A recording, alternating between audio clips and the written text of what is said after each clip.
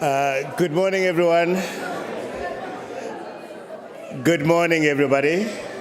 If I may ask that we settle down so that we can start with the formal program, please. I am loving the energy in the room. Good luck to whoever is going to be moderating the conference for the next 4 days, because the conversations are just loud, which is incredible. Good morning and welcome to the Stellenbosch Institute for Advanced Study. This is the first institute of its kind on the continent and modeled on international examples of institutes of advanced study. It emphasizes conversation more than presentation and competition. It's very much a positive disruptor to the way scholarship has been done. It's a space that does not ask for product, but rather it invites you to engage, to dialogue, to debate, and to seek new knowledge, always. My name is Africa Melane. It's my joy and pleasure to be your program director for this very short, formal, official opening and welcome remarks to Nobel in Africa STIAS initiative. I was thinking about literature over the last weekend, and the first thought that came to mind was, which is a Xhosa saying to any opening of a story. It's very similar to Once Upon a Time. And it is a line that is often delivered by grandmothers in homesteads, in townships across South Africa and in villages. And then you'll hear stories about udyakalashe nomvundla. Udyakalashe is a tortoise, umvundla is a rabbit. They're often involved in cunning and amusing scenarios, all underscored, of course, by lessons in values and principles that we as children at the time are not necessarily ready to appreciate. But when you reflect on it later in life, you realize how important those lessons were. It was the British writer and literary scholar Clive Staples Lewis who once said, "Literature adds to reality. It does not simply describe it." And the purpose of this symposia is, in many ways, to question what the narrative is that we are describing about this beautiful continent of ours when it comes to literature. It invites 40 of the world's leading scholars and writers in the field of African writing through discussions, through lectures, through an outreach program, to help us propose a writing from this continent as a site for thinking of alternative paths to the future, so that when another grandmother in a village somewhere on this continent starts out with the lines, the narrative they are sharing for that child is one of a beautiful continent, one of an empowered continent, one of a continent that is rich in sound, in tastes, in textures, in light, and a story that we are telling of ourselves as opposed to allowing people from outside of the continent to dictate and direct what the narrative is for this beautiful, beautiful continent of ours.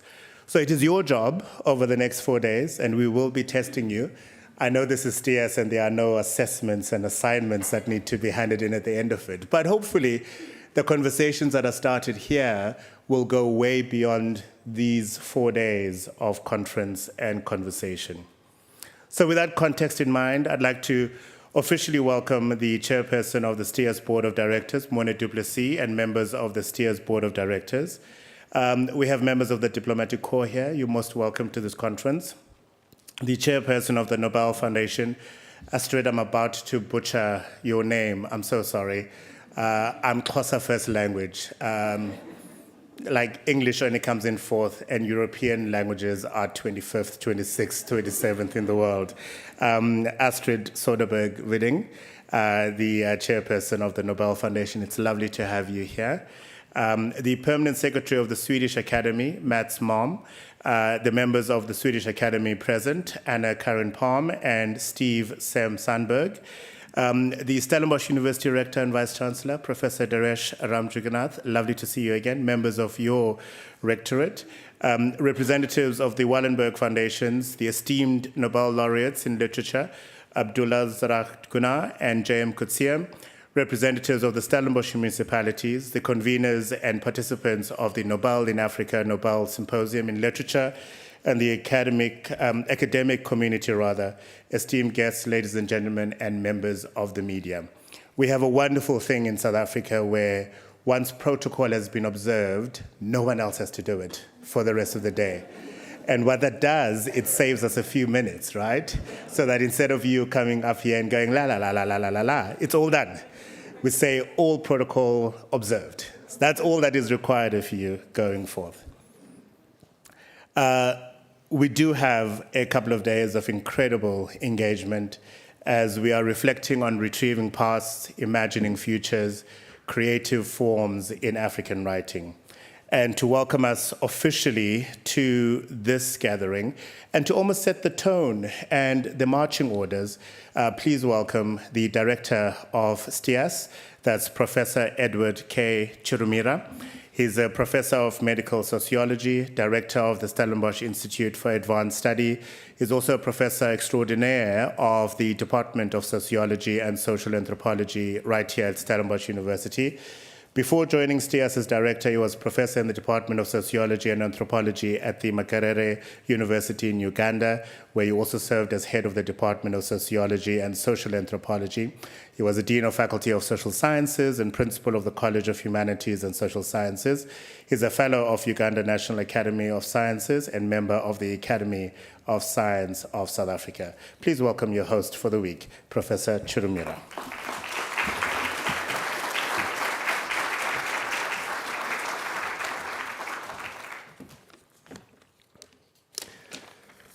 Thank you very much, Africa, and I will heed your advice. All protocol observed. My colleagues, my friends, partners, fellows, future fellows, participants of this, it's such a wonderful occasion to see all of you here. It's wonderful. This is the 5th of the Nobel Symposia that we've held before. I use the word held because this, I think, is already in the bag. And I should start from the note of quality and sustainability, which is actually the strategic direction of STIAS, and that for whatever we do, we must do it again and again and better and better. So we do, with the support of the Nobel Foundation, the Swedish Academy of Sciences, and the Wallenberg Foundations, the privilege of hosting Nobel Symposia for the first time out of Scandinavia since 1965. But not only that, is that we do now have the permission to host this symposia into the 2030s. And I think that that's a significant confidence that we're being given, to which each of the symposium makes sure that tells them that they haven't done the wrong decision. So thank you very much for coming and for making sure that the Nobel Foundation present, the Swedish Academy, and the Wallenberg Foundations actually can say, I think you can hold it until you don't want to hold it anymore. Mine is going to be greetings, welcome, thank you, enjoy, and give back. Greetings, and I bring warm spring greetings on behalf of the Board of Directors and staff. And I see that we have quite a good representation of participants from the Global South. So you brought much more warm weather than that came from the participants from the other side. So thank you very much for that. So warm welcome. Welcome to STIAS, Creative Space for the Mind, and welcome particularly during our Silver Jubilee Year celebrations. We're 25 years in existence, So you're part of that celebration that started in March this year. And so thank you for gracing that and giving us the energy for the next 25 years. Thank you for accepting the invitation. Thank you to the Nobel Foundation, to the Swedish Academy, to the Wallenberg Foundation, to Stellenbosch University with whom we partner, but most importantly, thank you to you, the participants. Because you can throw a big party, but if people don't show up, there is no party. It's the same thing I used to say when I was still active professor, that if we don't have students, we cannot be professors. And I think the same thing, if we don't have fellows, if we don't have participants, we cannot have the creative space for the mind. So thank you. Enjoy. Enjoy the conviviality that the symposium presents, and I think you already had a taste last evening. And enjoy the serendipitous encounters that you're going to have during the week. Enjoy our facilities, our gardens, and I should point out that this is one of the 3 oldest gardens of Stellenbosch. And also enjoy our vineyard over there, and probably, I think the founding director is somewhere, you have a chance to taste our wine, the liquid novi, in the process, if you work very hard.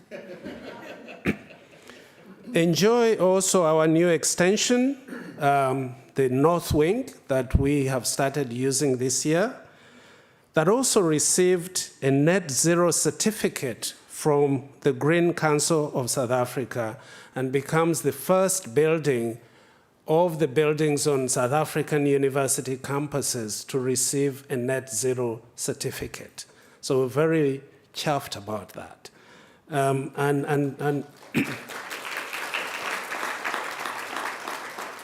And I invite you to the terrace up there. Make sure that when you go there, you promise me to come down, because you might not want to come down. So please enjoy these facilities. And the last point that I want to make is giving back. The Conference of Literary Scholars held at Makerere University back in 1962 set the stage for African writing. And Tina, one of the co-conveners, did mention this last evening. Let the Nobel Symposium in Literature at STIAS reset the stage for giving back to African writing in conversation with the world and for humanity. I hope the STIAS spirit will go with you, and through you, propagate creative spaces for the mind on the continent and in the world, with which we can do a renewed way of doing scholarship, of doing African writing, of giving back. I welcome in particular our Nobel laureates that are with us, Jem and Abdulrazak. Thank you for gracing this. And since we have the Nobel Foundation and the Swedish Academy in presence, I think all of you should now start working to becoming the Nobel laureates.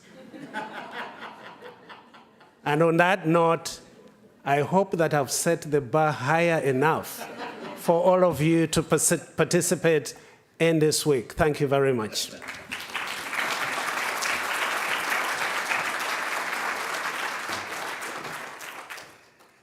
Another round of applause, please, for Edward. He really is asking for the impossible. Not only is he asking you to be considered as future Nobel Literature laureates, but he's offering you wine and expecting you to deliver on such a high achievement. This is a magnificent facility and a wonderful, wonderful institute. And Edward, we can see why it is doing as well as it is, because with your leadership, you infuse it with a generosity of spirit that really permeates with every person who walks out of here. So thank you very much indeed for your leadership. Thank you for convening us here, and thank you for welcoming us so warmly to this part of the Western Cape. Well, Astrid, you've been told that you've made the right decision by bringing this to Stellenbosch here in South Africa and Africa. And well done for showing the confidence in having this institute hosted for the next while. Astrid is the chairperson of the Nobel Foundation. She's also the executive director of the Marianne and Marcus Wallenberg Foundation, as well as the Marcus and Amelia Wallenberg Foundation. She's a professor of cinema studies and former president of Stockholm University. In addition, she's a fellow of the Royal Swedish Academy of Sciences, the Royal Swedish Academy of Letters, History and Antiquities, as well as the Academia Europaea. Please welcome the chairperson of the Nobel Foundation, Astrid Söderbergh Widding.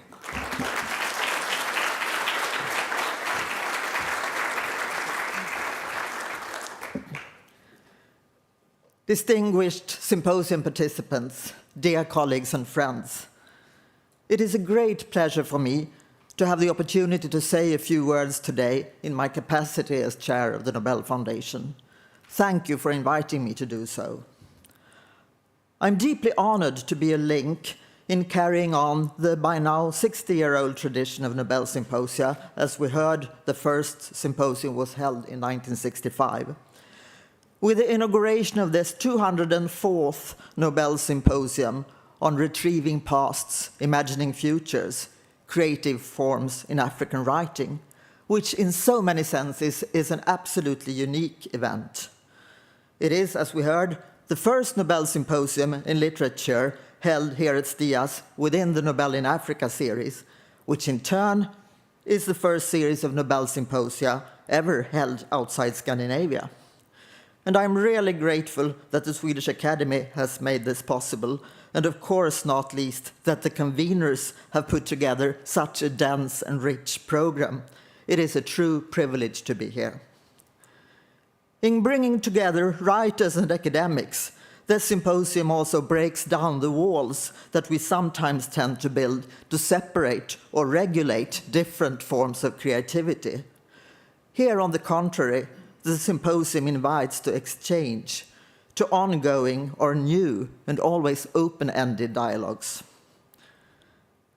I'm also very happy that the outreach activities are given such a prominent place within the Nobel in Africa series, in particular through the close collaboration with Stellenbosch University and the partnership, not least with the Stellenbosch Chancellor's Open Lecture, but also the University of Cape Town and the University of Western Cape, which are also venues for outreach sessions during the symposium. The Nobel Symposia themselves are always by invitation only, and this is important as it allows for a more open type of exchange, which indeed can push forward the frontiers of knowledge and insight within their respective fields. But the fact that so many experts gather here at STIAS also calls for sharing.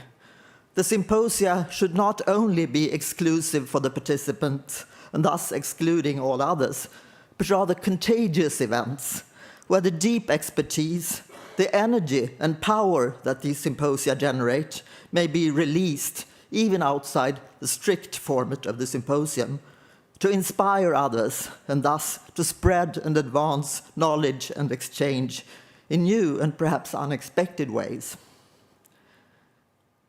This is indeed also a unique Nobel Symposium in literature in the sense that it takes place here at the other half of the globe, seen from the viewpoint of Stockholm, Alfred Nobel's city of origin, though he spent much of his life traveling. So it is perfectly in line with the spirit of Nobel himself, true internationalist as he was, emphasizing that his prize should never consider the nationality of the recipients, but only be used to reward those who shall have conferred the greatest benefit to humankind. Still, the focus on African writing and the fact that the symposium takes place here radically reverses the perspective. Africa is no longer the other continent described from the outside, as in the famous phrase, ex Africa semper aliquid novi, attributed to Pliny the Elder. Here, Africa takes place as the center from which the world is perceived and narrated. Rereading history and its narratives from this horizon, reinventing the way we think and speak about both past and present, this is no small accomplishment. On the contrary, it contains a powerful transformative force. As a former fellow at STIAS, working here for a couple of months earlier this year within my academic field of cinema studies, I've also had the immense chance to experience in practice this reversal of perspectives for me as a Swede. It was eye-opening, humbling, educational. I learned a lot from my fellow fellows, of which some are here today, but above all, inspirational. I know that you who gather here are experts, writers and academics in the field of African writing, so I am not in any sense pretending to tell you anything new. But let me just emphasize a little from the outside how important I perceive this field to be, not just for you gathered here for this symposium, but for so many people out there, indeed for the world. In the beautiful introductory remark in the program, already quoted by our moderator, writing from Africa is supposed as the site for thinking of alternative paths for the future. To me, this is a profound sign of hope in times where not so much seems to inspire hope. I cannot end my short talk today without referring to Zoe Wicombe, sorely missed at this symposium.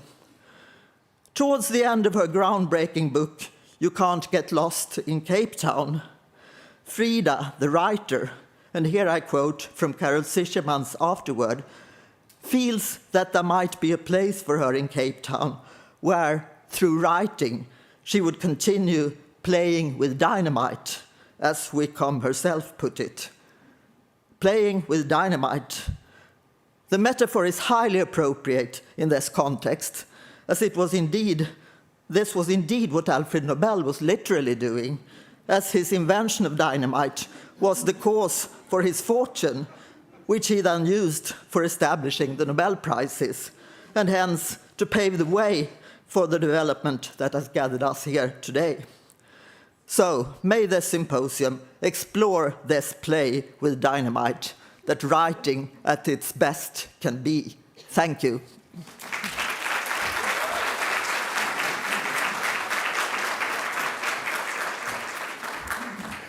Thank you very much, Astrid. I have no doubt whatsoever that there'll be a lot of playing with dynamite over the next couple of days at this conference. Thank you very much for that. And I agree with you. It is a very dense and rich program. Everyone who's going to be part of it is going to have something to walk away with and conversations to take further beyond the 4 days of this conference. Thank you once again for having the confidence in bringing the symposium here to Africa. Coming up next is the Vice-Chancellor and Rector. What's the difference between a rector and a principal, by the way? Sorry, it really doesn't matter. Sorry, it just dawned on me that in other universities they're called principals and then vice-chancellors, but here and a few others they are never mind. It really. Deresh Ramjugernath is a professor of chemical engineering and the rector and vice-chancellor of Stellenbosch University since April of this year. Previously, he was the deputy vice-chancellor for learning and teaching at this university.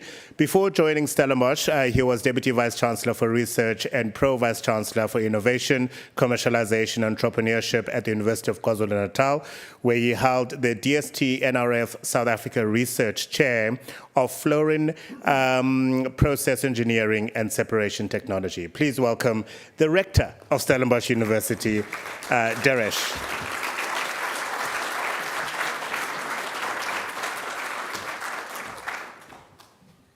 Thank you very much, Africa. Good morning, distinguished guests, dear colleagues and friends. It's an absolute honor and pleasure to welcome you all to the Nobel Symposium on Retrieving Pasts, Imagining Futures, Creative Forms in African Writing. Now, as has been mentioned, this gathering continues the Nobel in Africa series, a partnership between the Nobel Foundation, the Royal Swedish Academy of Sciences, STIAS, and Stellenbosch University. Together, we celebrate scholarship that transcends borders and challenges us to reimagine the world through creativity and, importantly, critical thought.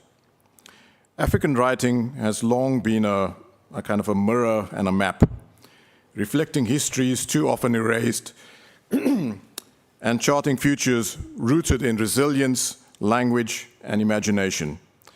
The very title of this symposium reminds us that literature is not merely about what has been written, but about what is still possible to write and to become. Now, hosting this dialogue in Stellenbosch at STIAS affirms our shared belief that the life of the mind flourishes most when ideas move freely between disciplines, between cultures, and between continents. It also honors the deep and fruitful partnership between South Africa and Sweden, sustained through the vision of the Wallenberg Foundations and the Nobel community. We are particularly privileged to welcome two Nobel laureates, Abdul Razak Gurna and J.M. Coetzee, whose work has expanded our understanding of belonging, exile, and moral imagination. Your presence reminds us that great writing not only interprets the world, but importantly, transforms it.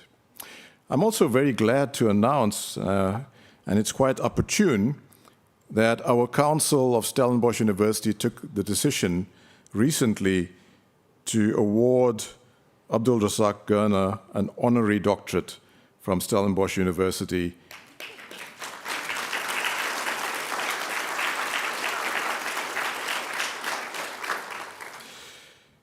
May the symposium open new conversations and inspire new creative forms, ones that help us retrieve our intertwined pasts and imagine more just and humane futures. Welcome once again, and thank you very much for your attendance.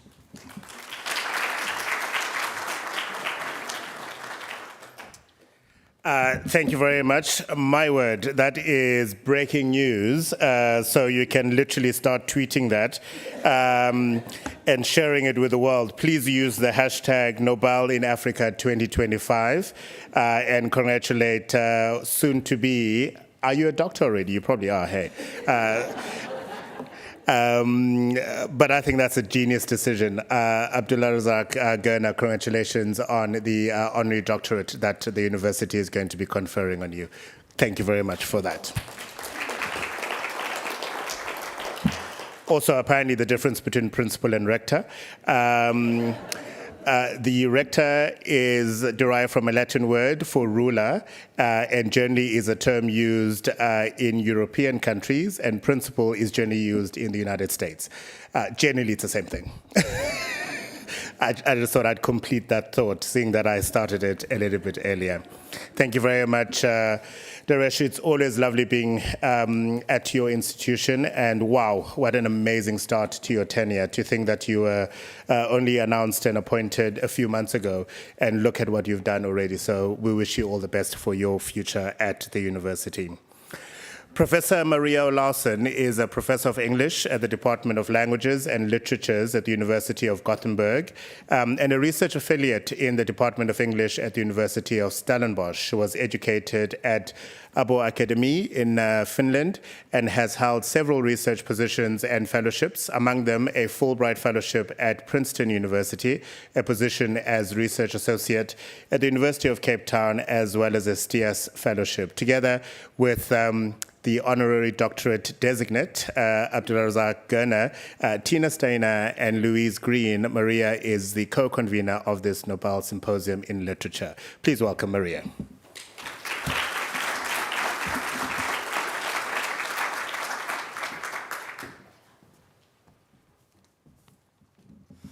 Thank you, Africa, for that introduction.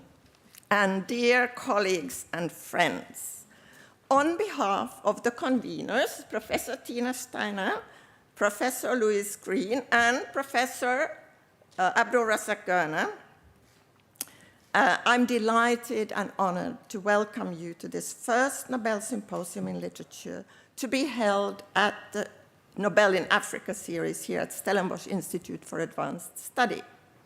The work of preparation for this conference has mostly been carried out at Stellenbosch in close collaboration with the team at STIAS. And now I will repeat, it can't be repeated enough, that the Nobel Symposia are normally held in Sweden, and they are part of the Nobel Foundation and the Royal Swedish Academy of Sciences. So it is the STIAS initiative that has made it possible to host the Nobel Symposia series also here in Stellenbosch. And now with this literature symposium, it is actually the first time that for the possibility for having a joint Swedish and South African team working together to actually bring about both the program and the practical things. So, of course, we also want to thank the leadership and the staff at STIAS for making this event possible and for the hard work involved in the practical preparations. We want to thank the Nobel Foundation, the Royal Swedish Academy of Sciences, and the Wallenberg Foundations for their support. And we are very, very, very grateful to be part of this new opportunity of development of the Nobel in Africa series, and looking forward to the opportunity to draw on this rich experience and knowledge of African literature. So this symposium invites us all to a conversation about retrieving pasts and imagining futures within African literature. So your presence here during this week promises to create a unique opportunity for creative exchange, insights, and interactions.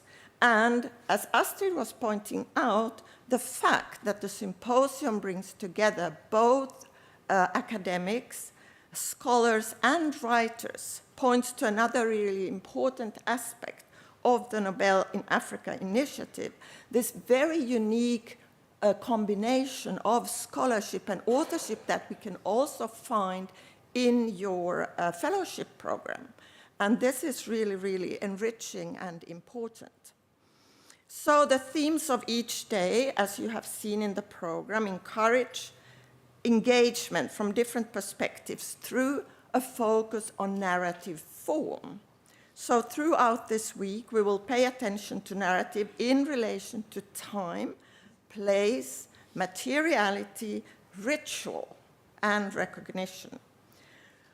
We hope to bring into focus that which has been lost, suppressed, forgotten, or transformed, and through reinvention, try to perceive our relation to language and place in new ways. By paying attention to materiality and magic, we will also focus on the ritual aspect of language and the power it has to evoke, to disturb, to rearrange the world, but also to the limitations and to the challenges to recognition that comes with our use of language. This symposium is based on a conviction that the forms of African literature that we encounter today reach back into the past and has the capacity to lead us into the future in new and unexpected ways. So as the themes move from counter-history over reinvention, incantation to recognition, we hope that our contributions and conversations will point to the opportunities and possibilities that lie ahead. In the works of our dear departed colleague and friend, the prominent author and scholar Zoe Wickham, we find a wealth of exploration of exactly these aspects of history, place, belonging, and reinvention through narrative form. During the symposium, we will have the opportunity to remember Zoe Wickham and to pay tribute to her work in a special panel. I want to end this short presentation by reading from the novel, Still Life, that Zoe Wickham actually wrote when she was at STIAS, during her fellowship here at STIAS. Now, the characters in this novel, as many of you are aware, they have a lot of problems with writing. They also have problems with place and time, because they do not even actually exist in the same century, many of them. But they do not give up. They still struggle. So here is a conversation between some of the characters, and narrated from the point of view of one character who will not give up her struggle to actually start forming sentences, while the others didn't care to practice their ABCs. I marked out and smoothed a stride of mudbank on which to draw my letters with a sharp stick. And the beauty of it was that the crooked ones could be smoothed over. They need not live to mock me. One sweep with a stick, or even by hand, and all was erased, ready once more for an attempt at healthy, firm letters. When my hand grew steadier, I no longer made mistakes. I also used the large flat stones and etched with a piece of flints the words I wanted to shout out to the world, declare them forever and ever to all and sundry who could pass by these parts. But then she starts reflecting upon this thing about etching words into stone, and she makes sure to ask for advice. Is this actually a good idea? Should we etch words in stone? And then she gets this advice. Well, our words would always need to be adjusted, and writing on stone does not allow for that. Ideas themselves dance about as we wade through the world.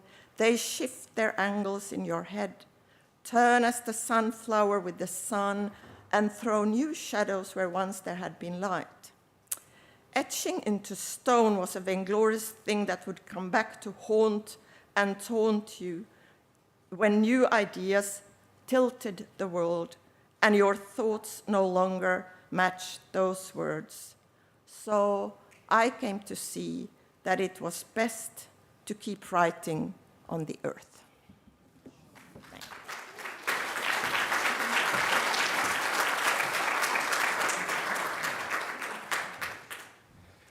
Sure, what a beautiful quote. Thank you very much indeed, Maria. You've literally set us off then to start the conference. In a moment, we will have our very first panel discussion. But before I introduce you to Sarah, who's going to be chairing that panel discussion on retrieving pasts, let me just do a couple of house rules that we need to dispense with. If you can please take out your cell phones, tablets, smartwatches, anything that makes a noise, and make sure that you have it on vibrate at most. We appreciate that this is a working day for you, so you will need to engage with people perhaps back home. But should it make a noise, and I won't be here to police this, so Edward, I'll leave it to you to police it. Today, in 1964, the Queen of pop in Africa, Brenda Fassie, was born. And any South African and African will probably know who she is. We will get a Brenda Fassie song, and you will come and dance on stage. If your phone, smartphone, or tablet makes a noise. So please make sure that it doesn't. It's a lovely idea, isn't it? Don't tempt us. Edward will be ready for you guys to go on stage and dance. If you're looking for Wi-Fi, you must look for STIAS 2, and the password is conference25, exclamation mark, capital C, an exclamation mark at the end, conference25. As indicated, we ask you to please tweet away, whether text or videos, you're most welcome to share. Hashtag Nobel in Africa 2025. We will leave it to your discretion to decide what needs to be shared because, as Astrid indicated, as did Maria, this is by invitation only so that the conversations can be robust. So share what you think will, I suppose, continue the conversation beyond the room that you are in. This evening, you will have a free evening after, obviously, a day of activities here. Tomorrow, the Stellenbosch University Chancellor's lecture is going to happen at 6 o'clock. So please make sure that you make time for that. On Wednesday is the day of outreach to both the University of the Western Cape as well as University of Cape Town. Transport will be provided from STIAS at 9 o'clock onwards. And of course, you'll be returned in the afternoon. In the evening, or is it the afternoon, the book launch? Afternoon. Evening. In the evening of Wednesday, there'll be the book launch for STIAS, as well as the website launch. And of course, you are all invited.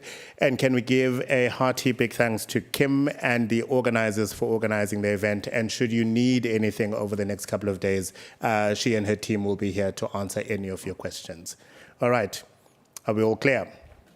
That is good. Our first panel discussion is going to be on retrieving past and includes an incredible panel of amazing, amazing authors. Sarah Nuttall is going to be the person chairing that. She's a professor of literary and cultural studies at WISA at the University of the Witwatersrand in Johannesburg. For a decade, she was the director of the Institute, widely known in our region and internationally for its influential scholarship, cutting-edge intellectual debates in the humanities and social sciences, as well as its public intellectual reach. Please welcome on stage Sarah.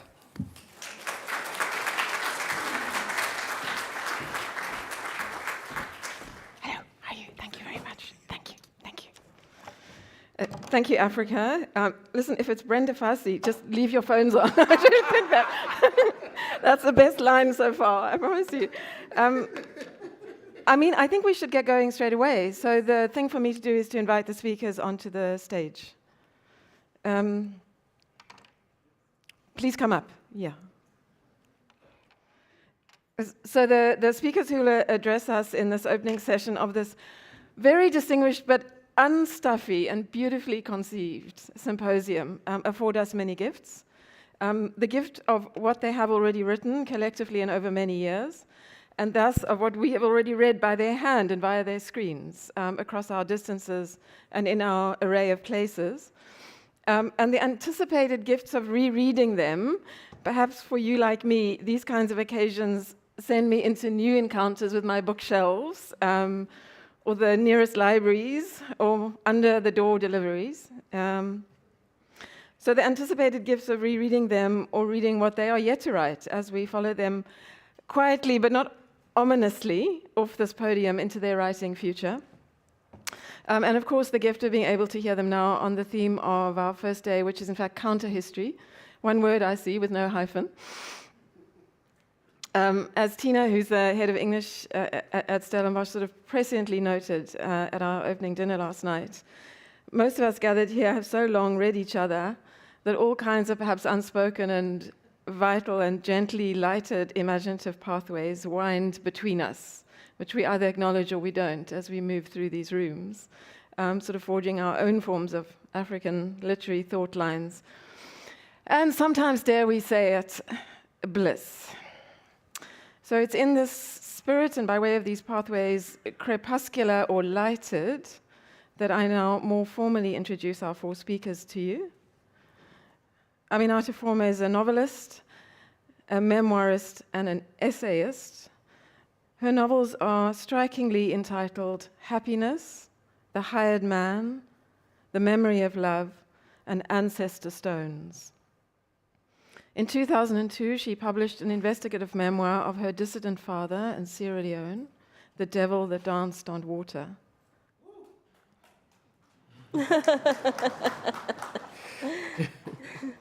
The Window Seat, an essay collection, was published by Grove Press in 2021. She's currently, I'm very, very happy to read, I'll tell you why in a moment, at work on a volume about the nature, ecology, and history of the East African Rift Valley. There's a lot of work going on here at the moment on Rift futurism, so I'd love to talk to you about that and very much look forward to that book.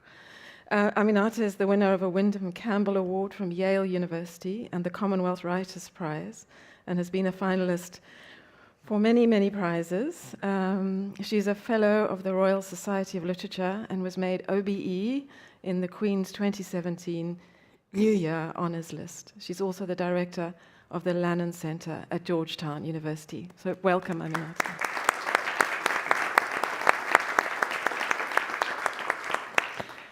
Jamal Mahjoub has published many novels, a number of which have been translated, and I included the ones here with my favorite titles: In the Hour of Signs, 1996, The Drift Latitudes, 2006, Nubian Indigo, 2006. According to which gods and particular midnight oil did you write 2 novels in 1 year?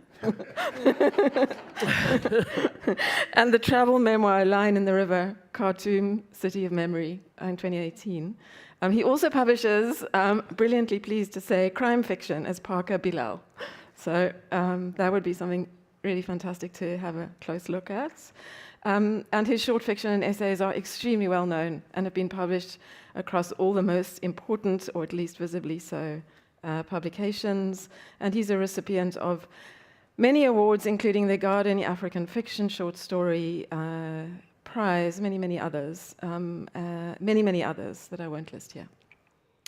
Petina Gappah is a Zimbabwean writer and lawyer whose fiction brings together very sharp social observation and psychological depth. She's trained in law. She has degrees from the University of Zimbabwe and Cambridge and Graz, and she brings both intellectual precision and moral insight to her writing.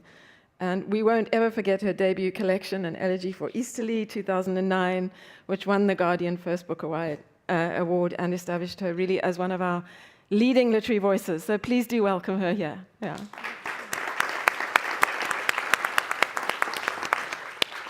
Njabulo Ndebele is a South African writer, scholar, public intellectual. He's extremely well known in this part of the world for Fools and Other Stories, which I and many others return to constantly, whatever we're writing about, whether it's rain or air or atmospheres or political agency or memory or anything else, we return to that book. Nevertheless, we always find something there that we want to write about. The Cry of Winnie Mandela, and especially the rediscovery of the ordinary. I sometimes wonder, Njabulo, whether you must at some point become tired of seeing yourself so endlessly cited for that very phrase. The rediscovery of the ordinary. I mean, why the hell can't someone choose something else from all the writing you've done? Certainly the guiding critical lodestar phrase of at least 2 literary generations and continuing. He's also a former Vice-Chancellor, far less important than the rediscovery of the ordinary, of the University of Cape Town. And he has, I'm very happy to say, served as Chancellor of my rival university. Well, I'm not so happy to say, but it's okay. The University of Johannesburg since 2012, and was a luminous chair of the Nelson Mandela Foundation until 2024. So he is a hugely, as you can see, valued and oversighted, no, I'm joking, intellectual in South Africa. So please welcome him.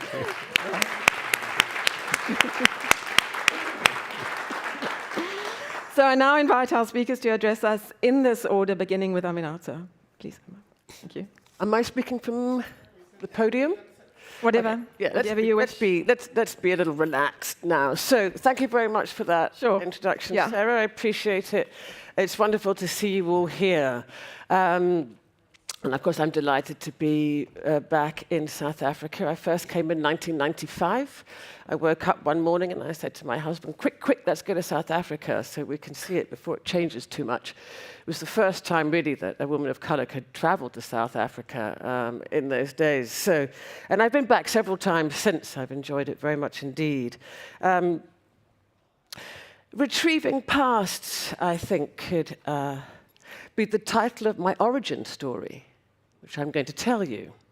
Because when I was thinking about how to address this question or this theme, what we do as writers, I think, is that we write from the heart, and then when we talk about our work, we find ourselves somehow sort of retrofitting a narrative on it. But it does, I do feel that that is a useful process, because when I look at the books that I've written and what has inspired me to write about Sierra Leone within the context of this continent and this time, it is about retrieving pasts. And that for the last 20 years, I have written to the arc of my nation's history, and each book has inspired the next book. As Sarah mentioned, my first book was The Devil That Danced on the Water. I started out like Petina, actually, studying law, like many people from good African families. It was be a lawyer or be a doctor, which one do you want to be? And if you weren't any good at the sciences, it was what kind of lawyer do you want to be? So I did start, and I knew I didn't want to be a lawyer very quickly into my studies.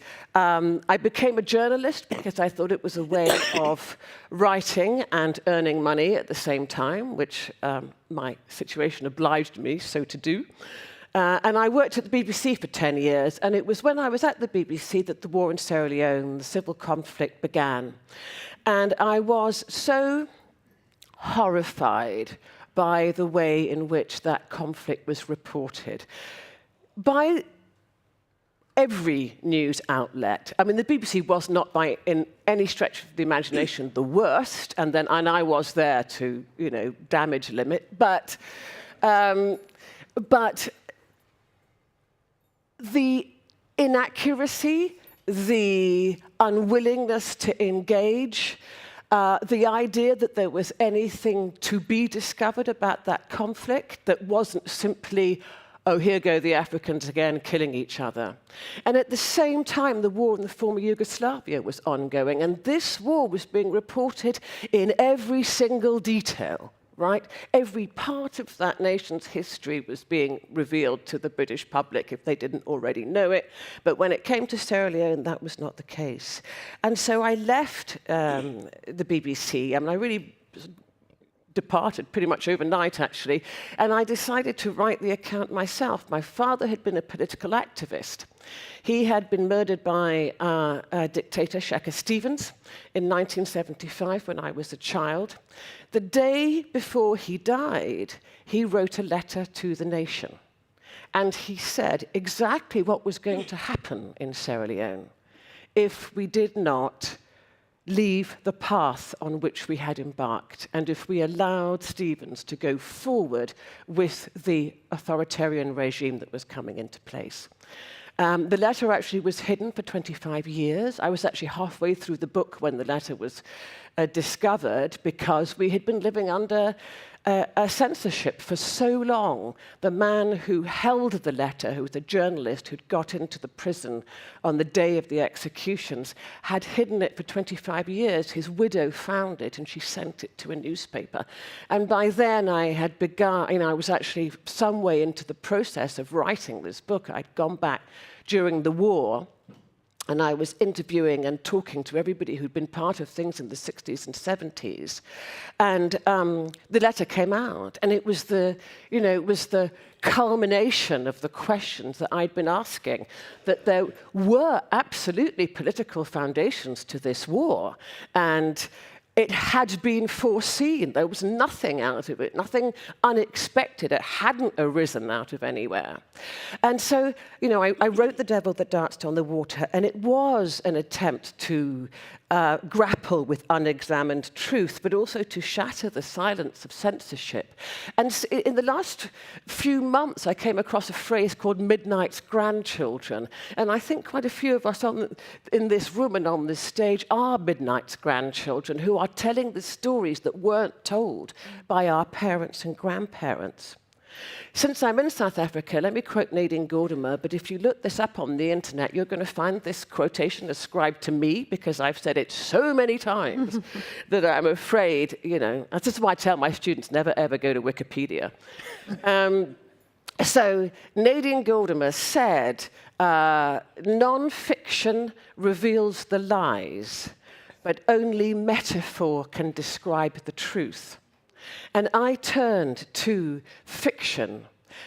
after I wrote The Devil That Danced on the Water, because I wanted to examine a different kind of truth. I had spoken to members of my family while I was researching The Devil That Danced on the Water, and one of my aunts had started the story of our history, and she had said, she started with the words, "In the time of the Gappah Wars."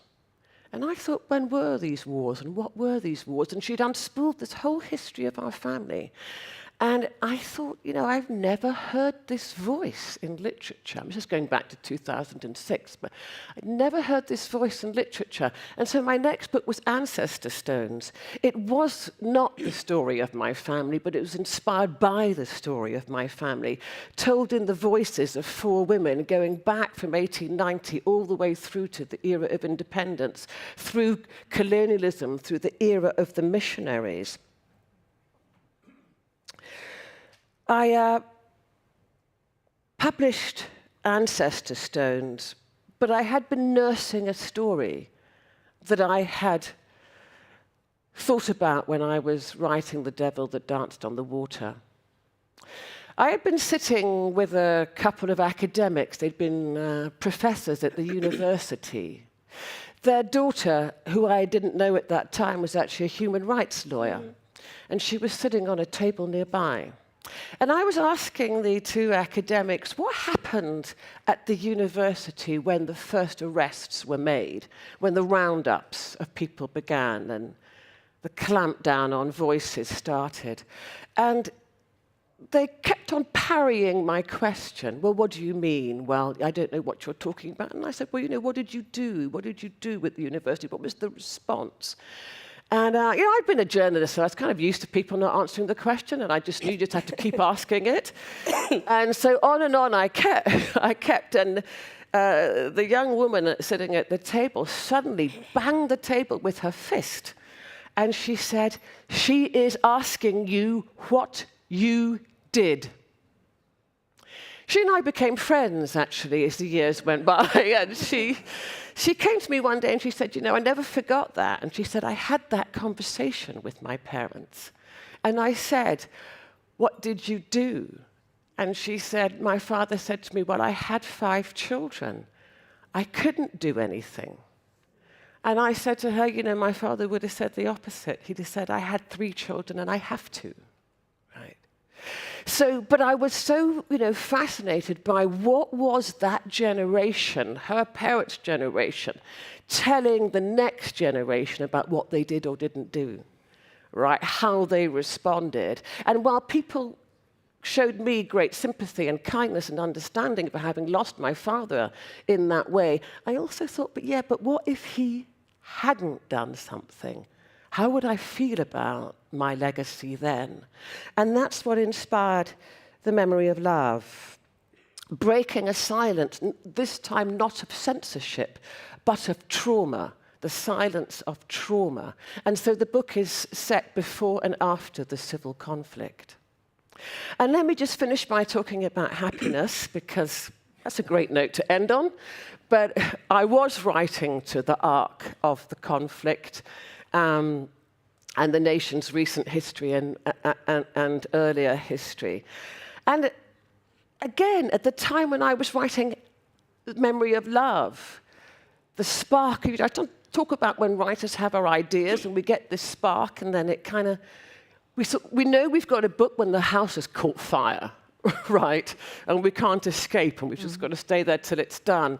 And while I was writing Happiness, I spent a lot of time with a psychiatrist called Dr. Edward Naheem, because, you know, I'd set The Memory of Love in a hospital, and then somebody had said to me, you know, actually, if you're interested, why don't you go to the mental institution? Dr. Naheem is a good friend of mine. And I had no real direction to write about trauma, but when I went and spent time with him and saw how trauma had affected a civilian population. At that time, people had really only written about trauma in terms of the combatants. But this was the civilian population.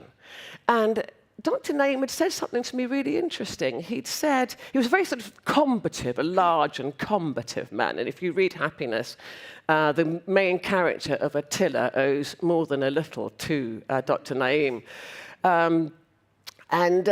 But he said to me, you know, these people will be okay. And I was like, I cannot believe this. People were so visibly shell-shocked. And then 20 years later, the nation had begun to recover, and people were. You know, it was kind of like we were coming back to life, right? The flower was blooming again. So I will leave you with that thought and turn to my co-panelists to hear their origin stories. Thank you. But that is mine. Thank you very much. Jamal. Me? Yep. Okay, I think I'll go up Okay. here. Yeah. Yeah, good morning. First of all, thank you to the organizers for arranging all of this. It's quite an honor to be here. And I'd just like to say it's, you know, we spend most of our time sitting in dark rooms, working away, polishing and hammering these words out. And on the occasions when we come to events like this, it's really nice to actually be able to reconnect with old friends and colleagues and make new friends. And it reminds us that we're not alone and that there are all these brilliant minds at work in other places that we can connect to. So I would like to thank you for that as well. Now, I've written something down because I feel that I kind of need to sort of get my thoughts in line in order to say something, you know, coherent. When I began thinking about what I could possibly say in my opening remarks, I found myself going back 40 years to when I began writing my first novel. I had the idea then of bringing together two stories that resonated with one another on various levels. The first was the story of a young man who travels to Sudan for the first time, seeking to explore that side of his heritage. His mind is filled with idealistic notions, but finds himself instead trapped in a country split by internal conflict and rapidly descending into civil war. I was responding to current events at the time, and this was the start of what became known as the Second Sudanese Civil War, and would culminate 30 years later in the secession of South Sudan. Being young and idealistic myself, I believed then that a novel could change the world. It didn't, of course. It received very little attention in the press, although I do recall one brief mention in one of those roundup reviews in which I was lumped in with a certain Nadine Gordimer, which felt like something of an honor, I have to say. The gatekeepers at the time were a generation of Western academics who considered the book too pessimistic. They preferred their African writers to be positive, to reinforce their own notions of a class struggle, of peasants rising up to free the oppressed of the world. Any deviation from this was not particularly welcome. I ignored this and, of course, continued writing, convinced that there was more to be done, that excavating Sudan's history was the only way of understanding where the country had come from and where it was headed. I tried from time to time over the years to put Sudan behind me, to venture into other directions in my writing, including crime fiction, as was mentioned earlier. But I kept finding myself being pulled back, trying to unlock the mystery, the unresolved enigma. The violence of the last 2.5 years now has come as a shock to all of us. Nobody expected the country to collapse quite so quickly and in such catastrophic fashion. This was our worst-case scenario made real.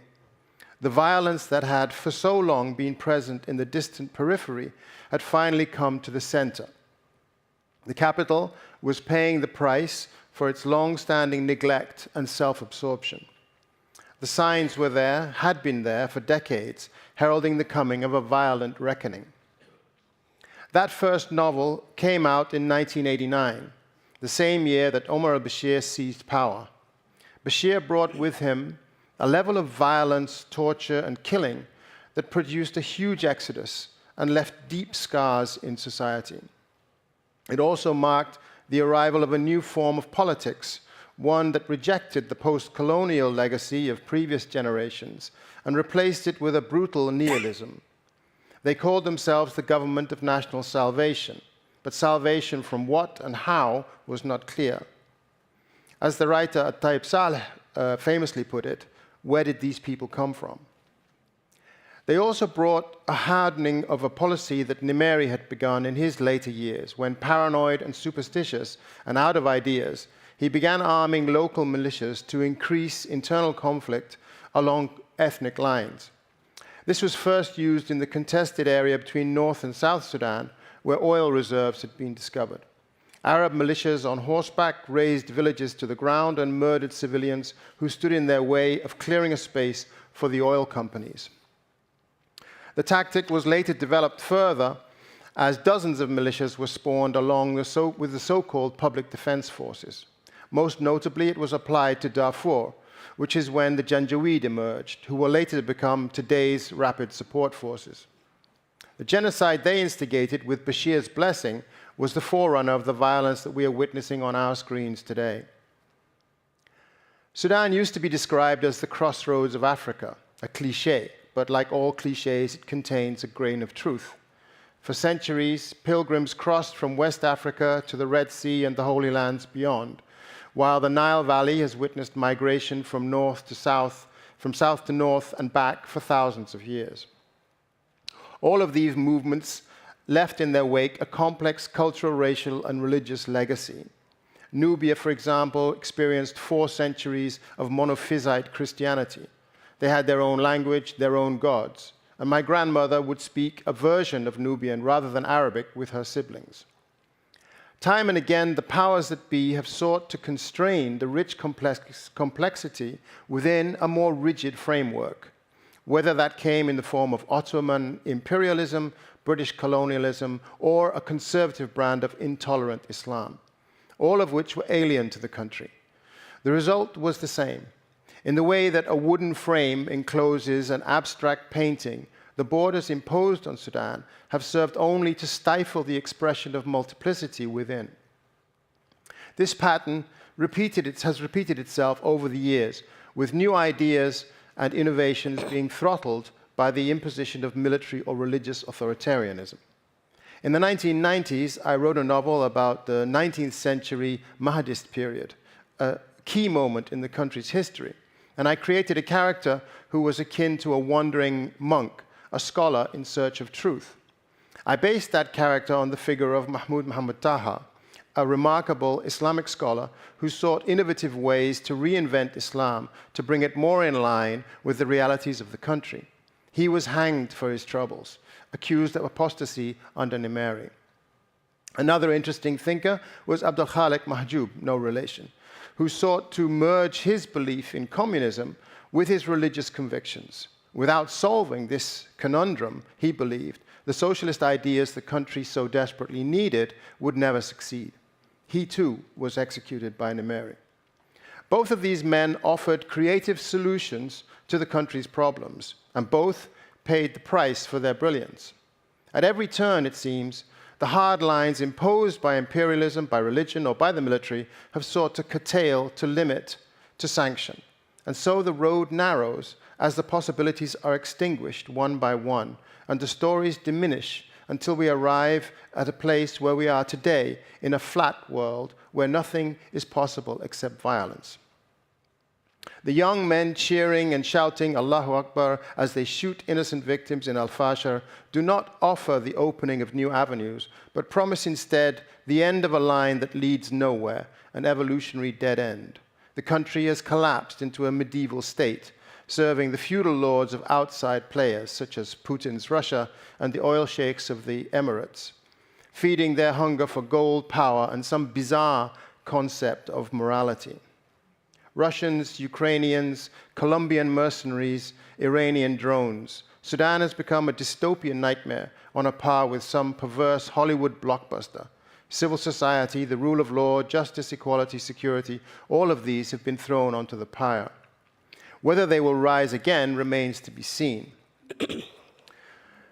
The secession of South Sudan in 2011 was, it now appears, the first of a series of critical fractures. The brutal siege and subsequent seizure of Al-Fashir recently by the RSF signals the next stage. With the military stalemate between the genocidal RSF and the incompetent National Armed Forces, the most likely outcome is the separation of Western Sudan from the Nile Valley. The conflict may well not end there, but it may end in some form of equilibrium. There are further possible splits in the Blue Nile, South Kordofan area. And South Sudan is currently undergoing its own internal crisis. Despite the rather cynical international efforts to enable an independent South Sudan, they did not address fundamental internal divisions and tensions which have not abated. The truth is that there are countless factions and militias in play across the country. None of them seem to have a clear political plan beyond making military gains and profiting from the chaos. The breakup of Sudan, once the largest country on the continent in terms of its size, seems symbolic of a broader malaise. Across the Sahel and beyond, we're witnessing similar internal conflicts threatening the stability and cohesiveness of the national states. Eritrea, Mali, Chad, Niger, Nigeria, Congo. The repercussions of Sudan's collapse seem to spread outwards like seismic ripples. New alliances are being formed across state lines. During the plundering of Khartoum, it became clear that many of the fighters had ventured there from far beyond Sudan's borders, drawn by the promise of easy pickings. The collapse of Libya, following the fall of Gaddafi, released countless weapons, fighters, and criminals into the wild. A collapse that we now know was also engineered with the support of Western intelligence agencies eager to secure gas and oil contracts.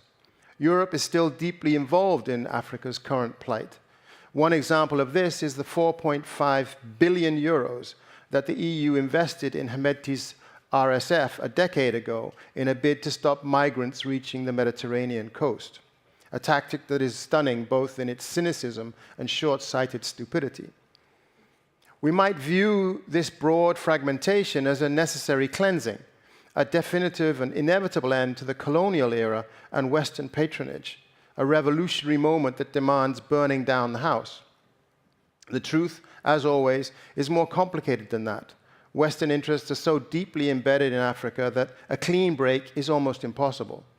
More important is the question of what will replace it. As Gramsci put it, the old is dying and the new cannot be born. In fact, it looks like much of the same. Military officers of one ilk or another using force to fill the vacuum created by political malaise and disenchantment. They seize what they feel entitled to. Looking at the leaders of both the RSF and the SAF, it's hard to discern any kind of ambition in terms of securing the country's future. They have no vision, no plan. Military officers, as we have learned to our cost, are not imaginative people. They are trained to take orders and not to think for themselves. The destruction to infrastructure, to an already precarious local economy, will need decades to recover. Not to mention the 13 million refugees and the suffering and death that the fighting has inflicted. For those of us who choose to live not by the sword, or in this case the automatic rifle, but by the pen, the challenge we face is to stay true to our vision of the infinite possibilities, to state that the unresolved enigma is a blessing and not a curse, to remind ourselves that there are other sides to this, that humanity has triumphed before and will again, that the good in Sudan will one day return, and when it does, it will need something to sustain it, something to inspire it, to aspire to. And that can only ever come from the poets, the artists, the musicians, and the writers. Thank you.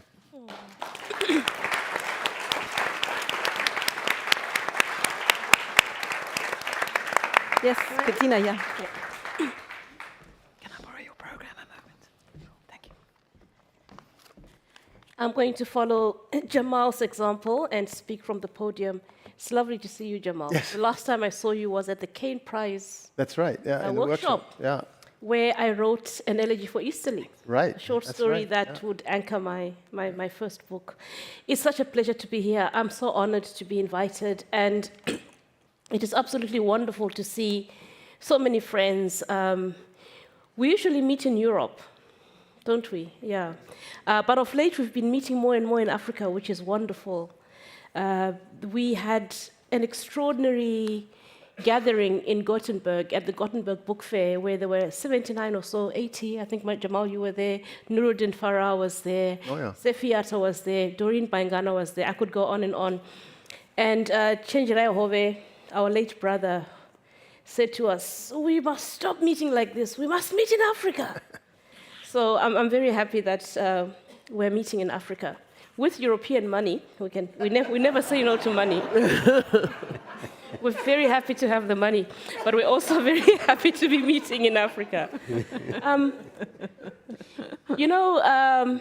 I want you to imagine what it's like to spend 20 years writing a novel, and then it's eventually published, and then it sinks into the void because of something called COVID. That's what happened to my last novel. I'm delighted, Sarah, that you talk about my first novel, my first book, An Elegy for Italy, but I do wish more people would talk about my more recent book. Yes, exactly. So, because not many people are, I am going to.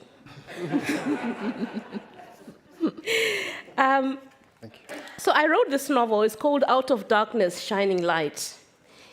I started writing it in 1998, and I finished it in 2018. So it took me 20 years to write. There were other things going on. I mean, I wrote other things. I wrote the Book of Memory. I wrote 2 other essay collections, short story collections. I'm always writing. So I was saying to somebody at breakfast that I'm going to be like V.C. Andrews. Do you know who V.C. Andrews is? She's the dead form of the author Virginia Andrews. Flowers in the Attic. She has written more in death than in life, right? So I suspect I'm going to be the V.C. Andrews of African literature. You're going to, publish me all the way up to 2050 because I'm always writing. But while I was writing this book, for those 20 years, I was writing other things. But this book really became a passion project and something of an obsession. I discovered a lot of things writing this book. It's the book about Livingstone's companions. I was fascinated when, in 1988, I was very fortunate to be in the first group in my country, Zimbabwe, to study a decolonized history of Africa. So we did a decolonized history of Africa in 1988, in which the Africans were the center of the history and not this object of invasion or conquest. And so all of our history, it was actually we were very tiny, we were teenagers, we were teenage Marxists, because we were taught from a Marxist perspective, and everything was about class struggle. The history of all hitherto known societies is the history of class struggle. So they cherry-picked those bits of history that really lent weight to Marx's theory of class struggle. So we did the Bolsheviks, we did the slave trade. It's a very gappy history because we only learned those things that fit into the Marxist worldview. But one of the things that we really did, and that I'm always grateful for, is that we looked at African history through an African lens. I still have my notebook, because history was my favorite subject. I still have my notebook from 1988. And when it came to studying David Livingstone's death, I remember this sentence that I wrote. He died in Chitambo, in brackets, northern Zambia, on the morning of 4 May 1873. His faithful companions, Chuma and Susi, carried his body for 9 months so that he could be buried in Westminster Abbey. And even then, I was only 15. I asked myself, why would anyone carry a body for 9 months just so that somebody could be buried elsewhere? And because it wasn't an entirely complete history, I thought Chuma and Susi were just these 2 guys carrying Livingstone's body. And it intrigued me and intrigued me and intrigued me, and eventually in 1998, I started to ask myself, why? Why did they do it? So the novel was propelled by the question, why? Why did Chuma and Susi carry the body of Livingstone for 9 months? But as I researched more and more, as I traveled around the world, going to different archives, different museums, I found that the story was even more incredible than my 15-year-old had imagined. I found something that I really wanted to put in the book, but we couldn't really find a way to include it. But there's something from Victorian England that was called the Map of African Literature. Have you heard of this? The Map of African Literature. Well, I'll give you a hint of what the Map of African Literature was. It was a map of Africa, right? And over in the west was the name Mango Park, right? Around Uganda and Ethiopia, John Hanning's Peak and Richard Burton, right? Around what the country that we now call the Democratic Republic of Congo was the name Henry Morton Stanley. And striding from east to west, from Mozambique to Angola, was the name David Livingstone. And right at the bottom, you had Jan van Riebeeck. The map of African literature was the map of the white men who wrote Africa into existence. That's what it was. And I found it intriguing that you can ascribe an entire continent to just a few individuals. This whole notion of who discovered what. And then as I traveled around the world, going to the different parts of the world where I found Livingstone's story in order to find the story of his companion, I found so many monuments and memorials to David Livingstone. How many have been to Edinburgh, the wonderful city, right? If you go to Waverley Station and you come out of Waverley Station, there's the Scott Monument, right? The monument to the great Scottish writer Scott, right? And just in the shadow of the Scott Monument is a statue to David Livingstone. He's sitting just outside Waverley Station. If you go to Livingstone, Zambia, you have, thank you so much, you have an entire town named after David Livingstone, and you've got this wonderful statue of Livingstone with that famous hat. I discovered when I worked for my government in 2017 that in the president's office, just where he parks the motorcade, there was a statue of David Livingstone. And it made me curious because the former president, Robert Mugabe, was not exactly enamored of, people from a certain part of the world. So I asked, why is David Livingstone still here? Why didn't President Mugabe try to get rid of him? And I was told Mugabe didn't believe in all these gestures, the whole roads must fall, what. He believed that roads must pay his taxes. Roads must be a tourist attraction.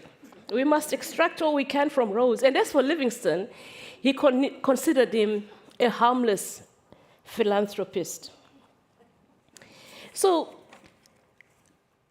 I traveled to Zanzibar. I spent some time in Zanzibar. I spent a lot of time in the National Archives of Scotland in Edinburgh, and I spent a lot of time in Blantyre, which is not just a city in Malawi, but it's a little city near Glasgow where David Livingstone was born. And it's that city, Blantyre, that then gives name to Blantyre in Malawi. And I found there a museum called the David Livingstone Memorial Museum that was all about, obviously, David Livingstone. And there was very little about the companions apart from, he tried to convert this person, his faithful companions, Chuma and Susi, carried his body and so on and so on. So I was really looking at a blank, but I actually found a lot in the archives. And most importantly, I found a lot in the writing of David Livingstone himself. He was a chatterbox. In David Livingstone, I actually found somebody who could out-talk me, which was a delight. And he noted everything, and he wrote everything down, and he wrote all about his companions, his relationships. And as I uncovered more and more of the story, I actually found that he actually also had a funny bone, right? And I actually found, to my delight, that this was a story that had a lot of humor in it. So, for instance, imagine you are in 1868. You're on the African continent. You have 68 people who are your traveling companions, and 10 of them piss you off. They get drunk or something. What do? Do you fire them? You can hardly fire them, because where are you going to get replacements? So you have to kind of like make do with some not very satisfactory employees, right? And so there was a lot of this, you know, David Livingstone constantly falling out with Chuma and Susi and others. And I also found some really incredible insights into David Livingstone's character. His wife, Mary Livingstone, died an alcoholic in Shupanga in Mozambique on the sides of the Zambezi. And he only saw her every 6 years or so, and every time he saw her, she got pregnant, right? So they were busy. But then she would have a baby and he would go off to Africa, right? So she had a very unhappy life until with his very last journey, she said, you know what, dude, I'm coming with you. And so that's how she ended up dying in Mozambique, because she had had enough of being the stay-at-home mother while her husband went off discovering and naming bits of Africa. So there was a lot of humor. I mean, of course, there was a lot of seriousness. I got to find out a lot more about the East African slave trade, which we don't talk enough about, because the West African slave trade is so much more documented. And the East African slave trade, part of the reason why it's so uncomfortable for us is that to a great extent it was an internal slave trade up and down the coast of East Africa, sometimes across to India, sometimes to Persia and Oman. But it was largely an internal slave trade. I found out a lot about people like Tipu Tip and Kumba Kumba, who were some of the most famous slavers who were African and who were reputed to be brothers as well. But what I found really wonderful as I looked for the story of Livingstone's companions, the things that make me a writer, I delight in the little stories. I delight in the quiet little tragedies. You know, like for instance, Mary Livingstone's bottles being found in her room after she had died. There was a young man called Kalulu, a young boy called Kalulu, who was a companion, quote unquote, of Stanley, who at the age of 10 was sent to a British public school, a boarding school. And you can imagine being sent to a public school in the 1870s, 1880s. So I found a wealth of stories that were just absolutely wonderful. But because the book was published in 2020, it was published just before the pandemic. So all my wonderful plans, you know, the book tour that had been planned, Australia, New Zealand, didn't take place. So we had to do some very creative things. I'm sure you all remember what the creative things we had to do during COVID, talking about books over Zoom and so on and so on. So I want to end by saying that something really wonderful happened with this book. Remember the Blantyre Museum I was telling you about? Well, they came back to me. They came to me after they'd read the book, and they said, we're going to give you a room as big as this room, probably twice the size of this room, to tell the story of the Africans that David Livingstone met. So that's really just been the greatest privilege, to actually have contributed to, you know, locating materially the story of the Africans that David Livingstone met on his companions, and to have been given the privilege of telling their story, so that people who now go to the museum don't just see this monument to the white savior, they also see that the stories of the companions that he traveled with. And because I haven't had the opportunity to really read from this book, I'm just going to take the last couple of minutes to share with you some of the first chapter of Out of Darkness, Shining Light by Petina Gappah, who is more than the author of an elegy for Easterly. Nice as that book is. Okay. And the book starts with a quotation from the funeral oration, one of the greatest speeches ever delivered, the funeral oration of Pericles on the Athenian dead, from the history of the Peloponnesian War by Thucydides. And he says, "For the whole earth is the tomb of famous men, Not only are they commemorated by columns and inscriptions in their own country, but in foreign lands there dwells also an unwritten memorial of them, graven not on stone, but in the hearts of men. This is how we carried out of Africa the poor broken body of Bwana Daudi, the doctor, David Livingstone, so that he could be borne across the sea and buried in his own land. For more than 1,500 miles, from the interior to the eastern coast, we marched with his body, from Chitambo to Mwanamuzungu, from Chisalamala to Kumbakumba, from Lambalamfipa to Tabora, until 285 days after we left Chitambo, we reached Bagamoyo, that place of sorrow, whose very name means to lay to rest the burden of your heart. He is as divided in death as he was in life. His bones lie now in his own land, entombed in the magnificence of ancient stone. In the grave we dug for him, under the shade of Mvula tree, his heart and all the essential parts of him are at one with the soil of his travels. The grave of his bones proclaims that he was brought over land and sea by our faithful hands. The wise men of his age say he blazed into the darkness of our natal land to leave behind a track of light where the white men who followed him could go in perfect safety.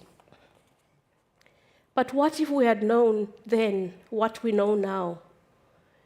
When we bore his body out of Africa, we carried with us the maps of what the men of his world would come to call his last great discovery, the mighty river called the Lualaba. What if we had known then that our final act of loyalty to him would sow the seeds of our children's betrayal, their fate, and their children's also? That the Lualaba of his drawings was the mouth of the great Congo of our downfall, the navigable river down which would come the white man, Winchester rifle aloft, and Maxim gun charged. In just 11 years, the England to which we gave back his glorious son would gather at a table with others and in the casual act of drawing lines on a map, insert borders and boundaries where there had been none, tearing nations and families apart.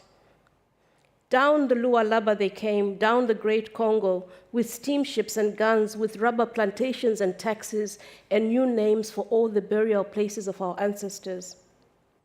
And every one of the men, women, and children that we met on our journey, every friend and foe, slaver and enslaved, would, in a matter of years, be claimed as the newest subject of Europe's kings and queens. Thank you.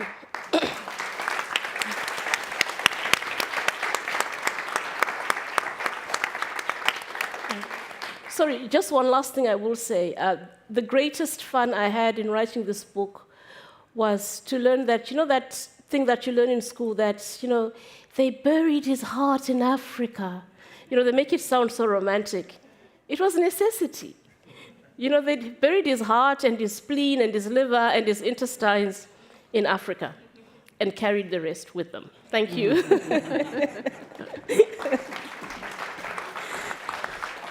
Yes. Over to you. Okay, thank you. Thank you very much. Good morning, and first to express my thanks for having been invited to participate.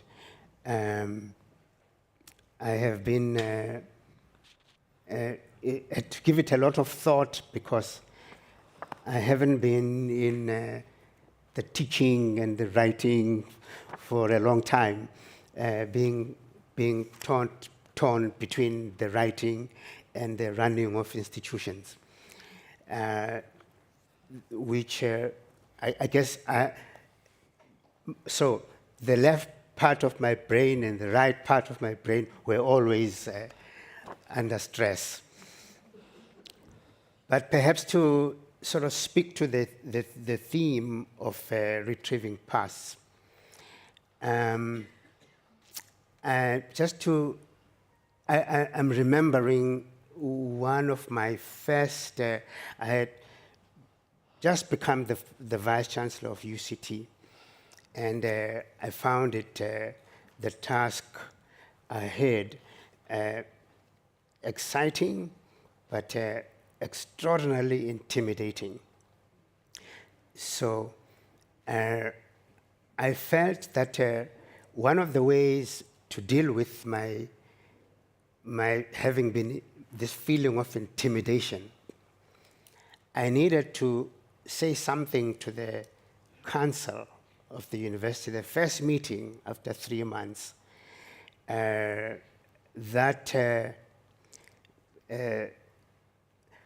I share a genuine sense of dilemma that I have in me as an individual, having to work in a place with a history of more than 100 years and a lot of people looking at it and wondering, in our context, what this black man was going to do to this his institution of white history that's been there for so long. So I came up with a story that I imagined myself to be in a train, and I was in the engine room, but not yet in the engine room. I was actually on top of the train, and the train was hurtling at top speed, and I needed to get to the engine room. So with the winds buffeting and all that, I finally got to the engine room and found that once you're in the engine room, there are all these dials that you have to understand. And there is a lever to start the train and stop it, and to learn all these things on the go. And I have felt that the creative process to be a constant battle between intuition and intention, and where it comes together with the experience of writing is that I got to understand that, at least for myself, not necessarily for every writer, put everything you can on paper, whether it makes sense or not. Start from the beginning, find your way through, and reach the end. Most of the time, you don't even know where what you're saying now is going to connect to the next one or the one before. So it is a wondrous but intimidating adventure that you undertake. But finally, somewhere along the line, you begin. And thinking about this talk, one of the paths of my imagination came. It was remembering how James Joyce was growing blind, was telling his story. Samuel Beckett is the one who was writing. And somewhere, someone knocked on the door, and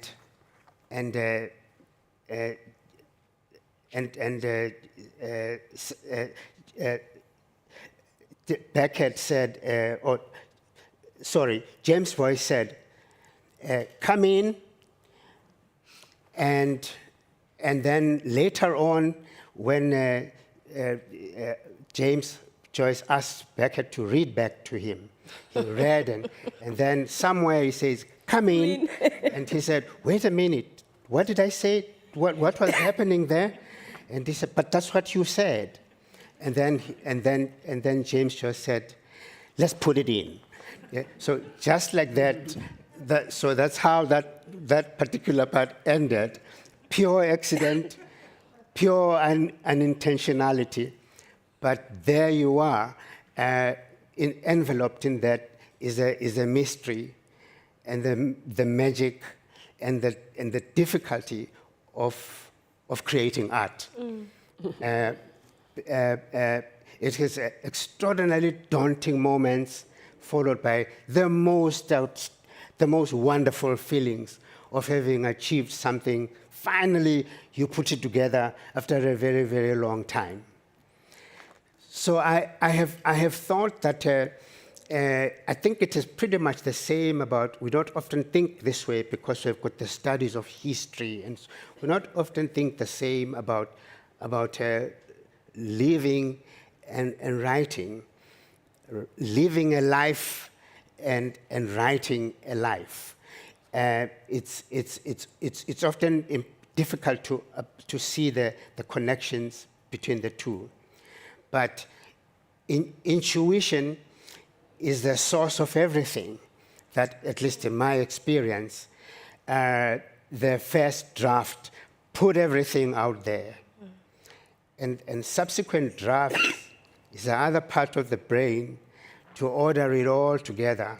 But at least you've got the heart and the imagination and the meat of it to play with and change it as you like. And beautify here, make things uglier, more difficult for the character, and take the person out of their misery somewhere, along the line, and then the story ends. So that is how I just Melane asked us to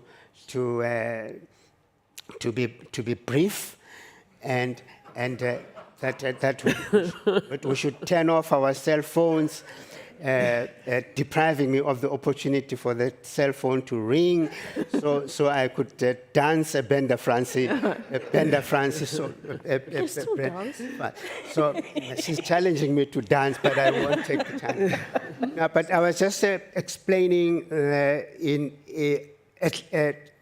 recalling to myself those moments when I have been with the writing, and when the writing was very, very difficult, and you put the manuscript away and wondering whether you'll ever come back to it.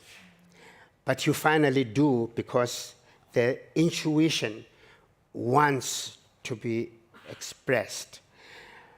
And the mind, the brain, is not always receptive, but you have to persuade it to become receptive, because its persistence becomes difficult to ignore.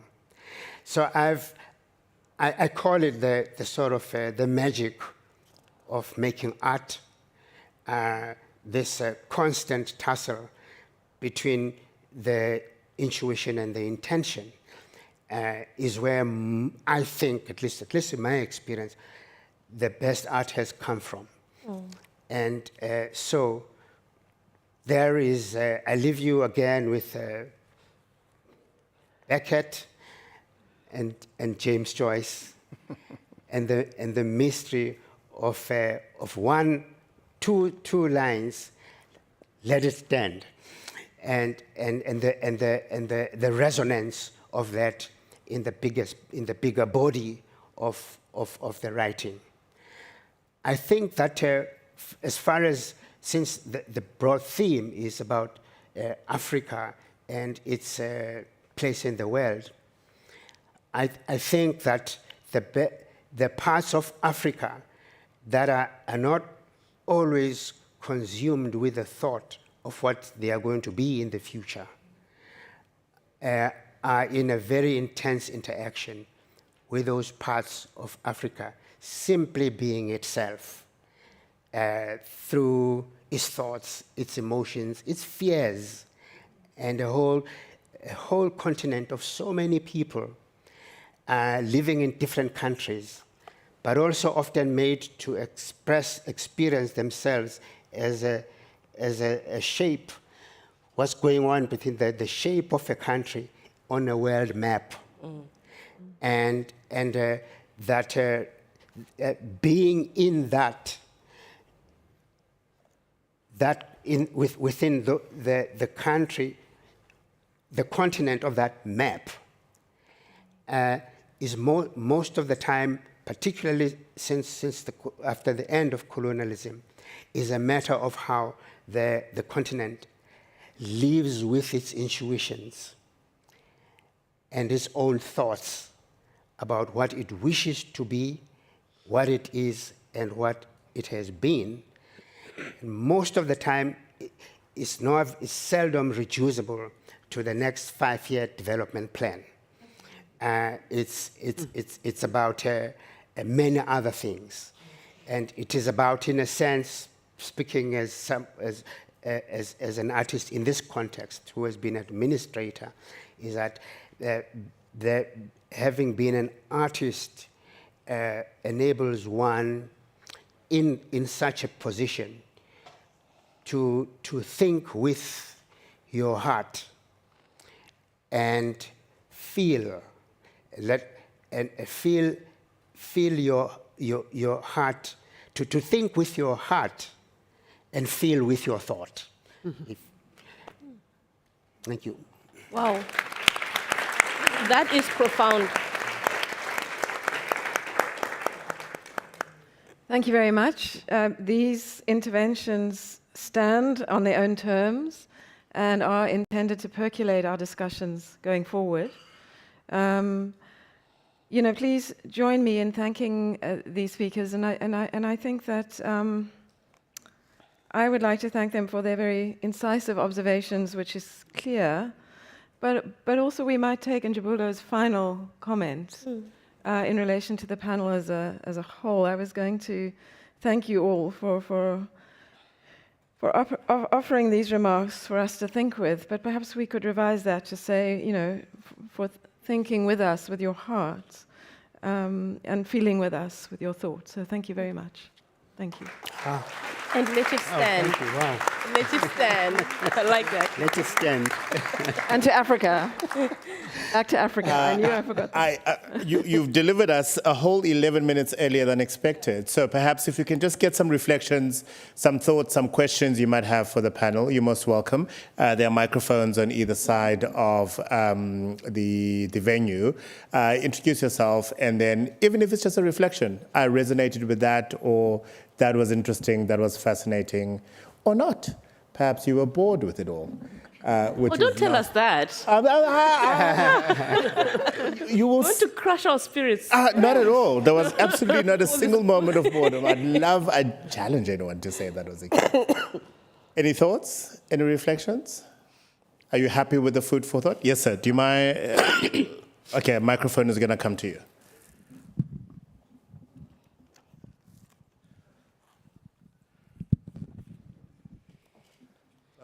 Thank you all for your thoughts. I'm fascinated about how different your stories are. And this is something Dele Olojede is my name, as you might tell from it. I'm from Nigeria and increasingly of too many other places. And it is within that difference that I hear from the thoughts you've expressed that I come back to the subject of what is Africa when it contains so many that are different, perhaps far more than are similar. And this can be contained in even the individuals on the stage. The stories of the Nile Valley and the Sudan, traveling across the Sahel and landing in Sierra Leone, and eventually making its way down to Southern Africa and to where we are. The idea of the Nobel in Africa being hosted in Stellenbosch, I think also speaks to that Africa seems clearly to be many, many different things, and it's not one thing. And that Stellenbosch is as much an African town as Nairobi or as Dakar or Freetown. And within that, how do you create some kind of identity that seems to be whole out of many? The Americans have this famous saying, out of many, one, which is purely aspirational, but is a good thing. So how do you think about that, and how is it reflected in your work? Any number of you could perhaps address that. Thank you. It's directed to you. I don't think you can actually create an African identity. For the simple reason that you're talking about a continent, right? And in each different country, you have these different ethnicities, different languages, and so on and so on. I actually think that the most successful identities on the continent have been created by people who consider themselves under siege, right? So in my country, it's not been possible to create a Zimbabwean identity, but there was a very successful Rhodesian identity because Rhodesia considered itself a nation under siege, under sanctions. It had to assert its place in the world. So there was a very distinct and very strong Rhodesian identity. If I come across the Limpopo, there's a very strong Afrikaner identity, right? Because it's a population that considers itself under siege. And I think you can take those two examples and go across the continent, right? If you go to the DRC, I'm sure there's a very strong Katanga identity, right? People who want to secede from the rest of the country. And in Sudan, I imagine that there was a much stronger South Sudanese identity than there was a Sudanese identity. And so my point really is that when we're talking about creating sort of an identity for a continent, I don't think we can. I really don't think. I mean, we can do it through sort of like the shallow means of pop music. Africa, oh, Africa, oh, Africa.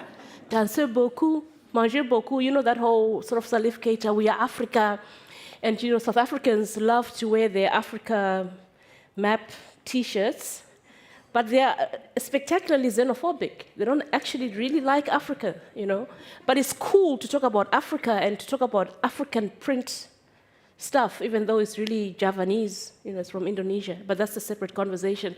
But my point really is that I don't really think it's possible to talk about a continent-wide African identity. Aminatta, do you agree? I'm always being asked about identity, just always being asked about identity. And I have, you know, how do you even, I've never actually known exactly what it is when somebody's asking me that question. You know, how do they define what an identity is? Because we live in this age of identity. And those of us with more than one identity, which is, by the way, actually all of us, right, are always being asked to sort of boil it down to one.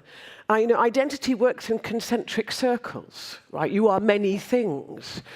And it's mutable and it overlaps.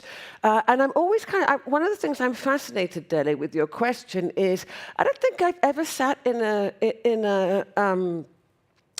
a discussion of American literature or European literature and someone's been asked to identify, to say, describe the identity, right? What does it all have in common? Why is Africa so often given this task to, this challenge to meet? For many, many years, it was, are you really an African writer? If you had a parent from another country, or if you didn't live on the continent, or if your stories weren't set in Africa.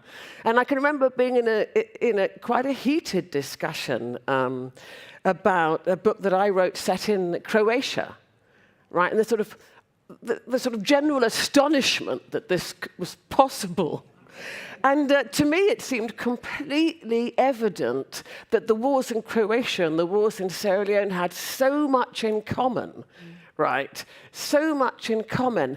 So one of the things I did when I was defending, as I was constantly being asked to do, my choice to set a book in Croatia, was I came across something called the Hofstede, what are they called? The sort of Hofstede dimensions or something. Anyway, Hofstede was an anthropologist and a psychologist, and he came up with these qualities. I think there was 8 of them or 6 of them, and he started measuring countries according to how many of these things they had in common, whether they had a strong feeling about hierarchy or authority, whether they could deal with, with change. And it was one of the things that came out of it was really fascinating was how much Sierra Leone and Croatia had in common, right? We met on a whole bunch of dimensions. But for example, if I'm remembering correctly, don't quote me, you can check this by Googling the article, but Denmark and Belgium had almost nothing in common, but Denmark and Jamaica had a whole load in common, right? So I think Pettina's right, there probably isn't, but at the same time, I do think it comes down to a sensibility, right? And it might be that sensibility has been created by the fact that we have been given this identity, and therefore we are claiming it and creating something out of it. So, in the end, I think, yes, there is something called an African identity, but it's a sensibility, and it's a sensibility that has been created in opposition to something that has been placed upon us. Yeah. Good point. I think, to Jamal. me it's, sorry. No, go ahead. I was going to say I'm going to come to both of you gentlemen as well, for your thoughts. Well, I mean, it seems to be that this is imposed from the outside. It's the idea that there is such a thing as that. In fact, the very first panel I ever did in Denmark, they asked me, what is the difference between Danish worldview and African worldview? Yeah, wow. Where do you begin, And I think that all of our work, all of us, our work actually tries to speak against that, to try and inform this idea that there isn't one Africa, there is a multiplicity of Africas. And even if you go further within that and look at the countries like Congo or Sudan or Sierra Leone, you go in and you start to see how complex it is. And one of the great challenges, one of the big challenges that in a country like Sudan, for example, was how do you create a national identity? And the country, since independence in 1956, has really struggled to try and say, what is it that can create this? There were very brief moments. There was a brief moment under Nimeri during the sort of socialist period in the late 60s, early 1970s, where he really made an effort to go around the country, and there was a kind of belief in that there was a kind of Sudanese-ness and identity. Poets and writers have tried to talk about the difference between the writing in the desert versus the bush, or the desert versus the forest school of poetry. South Sudan is incredibly complicated. That's what I was trying to hint at. Once you go in, there's no such thing as South Sudan. It's really complicated. Ethnically, religiously, it's a very complex picture. So you can't simply put a flag up and then say, yes, this is South Sudan, or this is North, and it's going to continue that way. And I think that the voices that we don't hear often outside Africa, is precisely because there is this ignorance that tries to impose the idea of one unity, of one simple identity. And I think that all of our work speaks to trying to, even if you take the idea of Anglophone versus Francophone versus Lusophone versus Arabic, within the literatures, I had the privilege of being published in French and going to a lot of festivals, and I met tremendous number of writers from all over the Francophone world, which if I hadn't had that, I would never have had that experience. And that was fascinating. And I think that within those, we're not even talking about Wolof or going into any of the other languages. There are all of these different Africas that all exist simultaneously, and they're all speaking to one another, hopefully, and that's where we all come from. So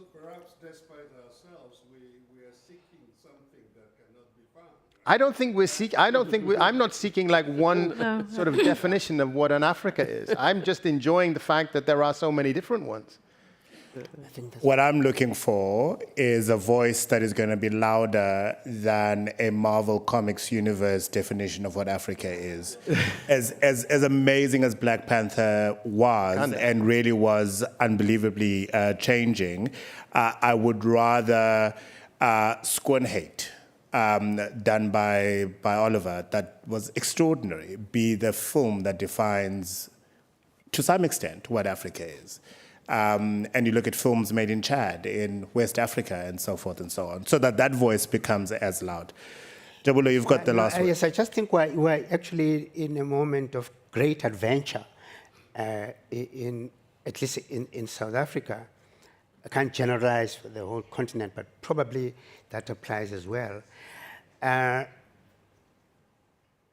Come the last election, and the ANC behemoth loses, and the sense of vulnerability I felt also went hand in hand with a sense of excitement, because there is a potential for something new and unthought about that might happen. So I think after 1994, after this election, the last election, we are all on an adventurous roller coaster, because we don't know, we still don't, I think if we voted tomorrow, we wouldn't be sure who to vote for. And that's both exciting and frustrating. But I think I like to emphasize exciting, because there's possibility, and the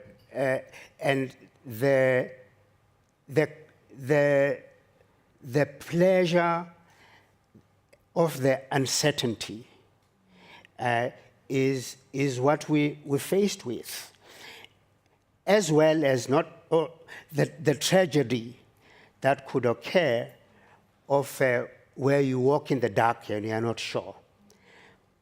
I think those are the things that are forming us into a new society.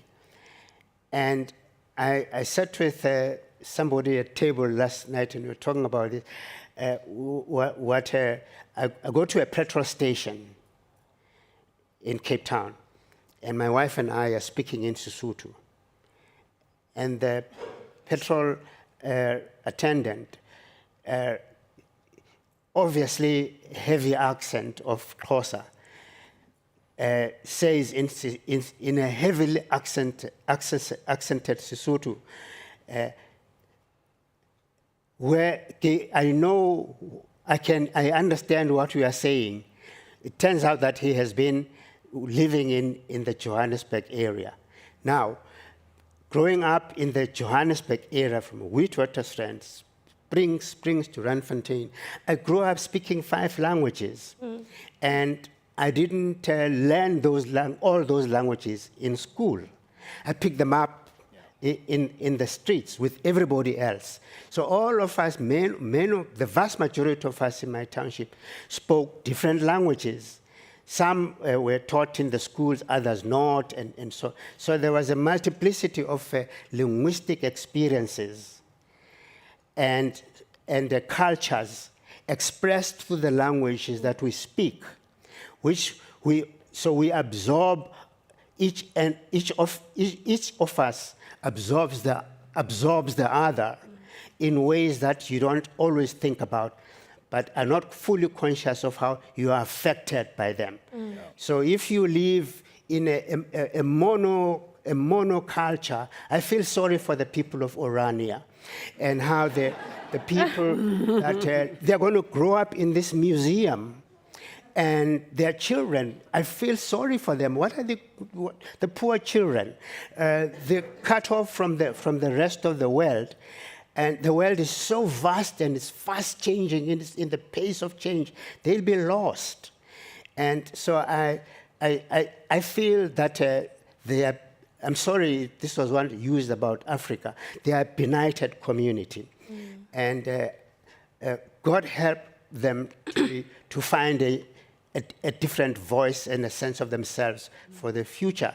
But I think that's where South Africa is at the moment.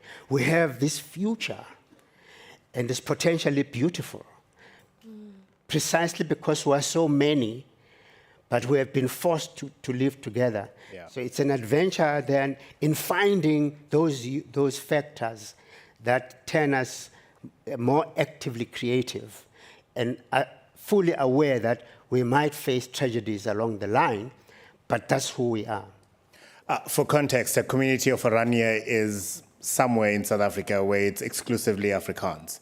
And they exclude every other part of this beautiful, wonderful rainbow nation that we call South Africa. And that is a community that Njabulo is feeling sorry for. That's it. That's it for the moment. Thank you. Thank you very much. Thank you.